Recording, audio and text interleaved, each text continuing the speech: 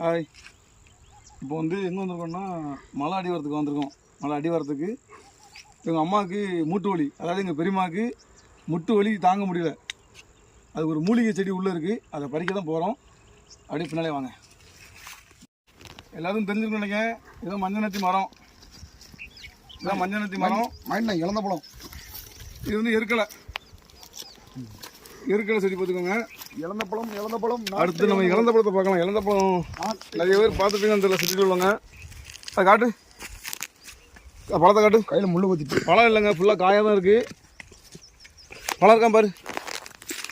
இன்னொரு பாரு. படி. வர இன்னும் வர. இல்லை, முள் இருக்கும், பார்த்து பறிக்க செடி முள் இருக்கும். ஆல்ரெடி ஒரு பழம் பறிச்சிட்டேன். பறிச்சியா? வாங்கினாங்களா பாம்புலாம் இருக்குன்னு நினைக்கிறேன். மூலிகை பறிக்கணும்னா இந்த காட்டாரை தாண்டணும். தண்ணியை பாருங்கள் எவ்வளோ கிடக்குன்ட்டு. எவ்வளோக்குன்னு தெரியல, எல்லாம் கம்பு வச்சுருக்கோம். ஊனி வேண்டியே போயிடுவோம். எப்படின்னு பார்ப்போம். இதுதான் தண்ணி.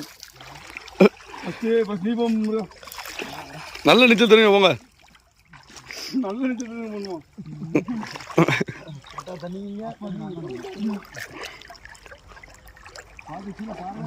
பார்த்து பாறை இருக்கா முதல்ல கிடக்காம உள்ள போல பாறை இருக்கு. கொஞ்சம் பார்த்து வா, செல்லுகள் உள்ள போட்டுறாரு. இது கேமரா இல்லையாண்ணா? செல்லில் உள்ள கேமரா. வரும்போது கண்டிப்பாக அதிகம்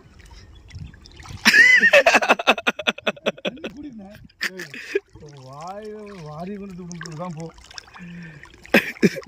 பாருங்க எவ்வளோ அழகு இருக்கு. இல்லை, அது அங்கே மேலே போயிட்டு பார்த்துக்கோங்க. ரொம்ப கலப்பாக இருக்கு. கொஞ்சம் உட்காந்துட்டு போகலாம். அப்படியே பிடி எடுக்கணும். அடி டக்குன்னு 5 நிமிஷம் வச்சுட்டு என்ன முருகா கம்பு வேணுமா? இலையை பிடிச்சலாமா? கண்டுபிடிச்சலாமா? இந்த மரத்தை காட்டு. இதுதான் இந்த மரம். இந்த மைப்பழம். இதுதான் மைப்பழம். இந்த படிச்சியா? இந்த இருக்க பழம்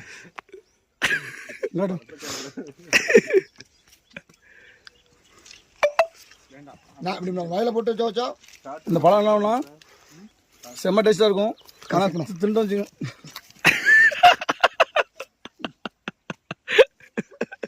இந்த பழம் தின்னா பழம் அது என்னாச்சுன்னா அங்கே பாருங்க, நாக்கு ஃபுல்லாக மை கலர் ஆகிட்டு. அதுக்கு பேர் தான் மை பழம்னு வச்சுருக்காங்க.